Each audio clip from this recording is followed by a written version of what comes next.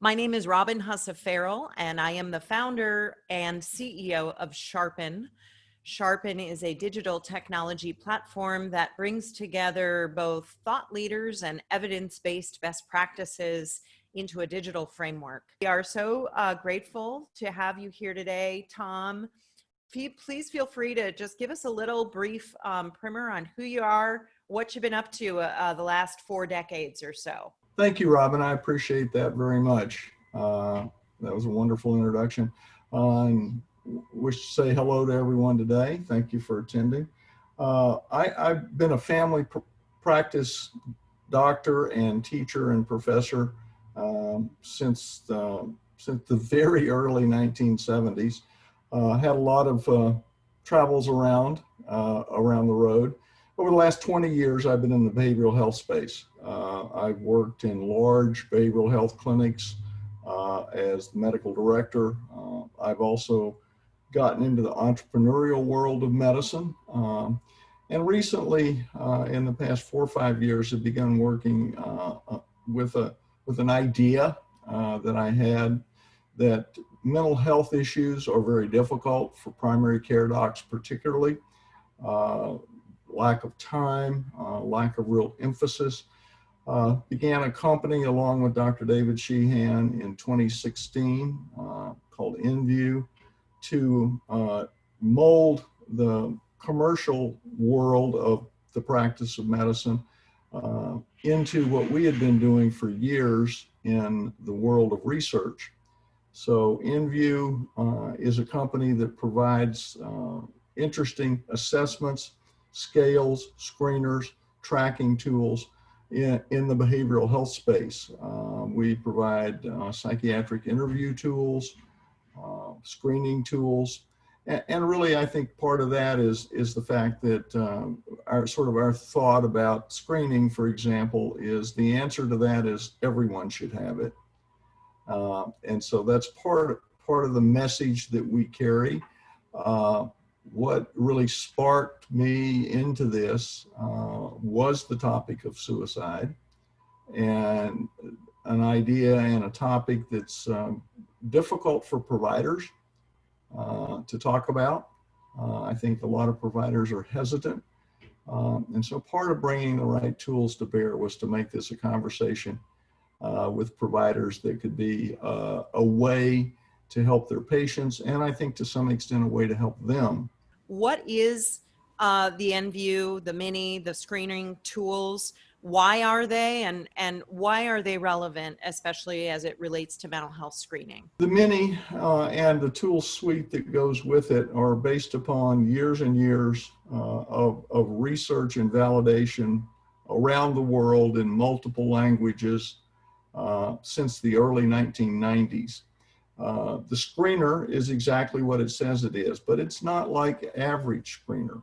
The Mini and all of its tools are focused toward correct diagnostic outcomes. In other words, providing a screening tool that screens not strictly for symptoms, but screens for the presence of potential behavioral health disorders, which is a little bit more specific than the other things that are currently out there and have become popular over the last several years. So the Mini screener leads to the ability of a provider to be able to do a good psychiatric interview, get to the heart of the problem quickly with an individual patient, and then with the information that the Mini provides them, allows the provider to make a more cogent and more accurate diagnosis of that patient's behavioral health disorders. And then we follow that along because we believe very strongly that you have to track the outcomes of the process of healing, if you will, whether that's by therapy, whether that's by medication, whether that's exercise as part of the program, whether that's yoga as part of the program. You really need to find out that the process that you're using produces the result that you're looking for. So the nView suite of tools takes the screener, the interview, and the tracking tools and brings them together on a platform so that providers can quickly and accurately get the process of behavioral health fully integrated into their practices. I realize that with over 17,000 research publications and so forth in the history of the Mini. Where are you guys today? Who should you use it today? And what are sort of the best practices around that? Well, I think in the space of sort of the practice of medicine at a clinical level, the role of screening cannot be underestimated. All the groups, U.S. Public Health Service Task Force and others, recommend screening for behavioral health disorders. American Academy of Pediatrics is the same. So it begins there, I think. The many tools begin at the front with a screening that allows either children or children and their parents, adolescents and adults to get the initial look at, along with their provider, what may be going on. From that, then the interview provides the real meat of the matter in terms of getting the right answers to the physician or the nurse practitioner, whoever the primary care provider. Maybe a therapist, it could be a PA, it could be an NP, it could be doctors, internists, pediatricians, any number of people. It has a role, for example, in the emergency room for emergency room doctors to get accurate diagnostic information quickly on patients in the ER.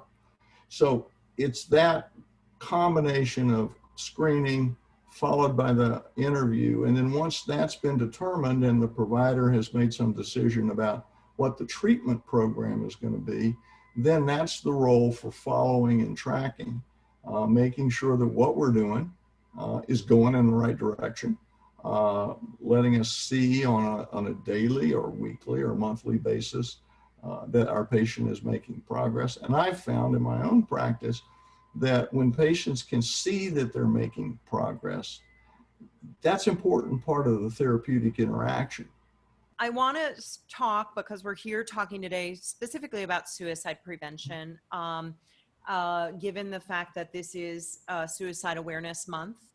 And according to the American Foundation for Suicide Prevention, we know that there are one or more things going on often with comorbid conditions.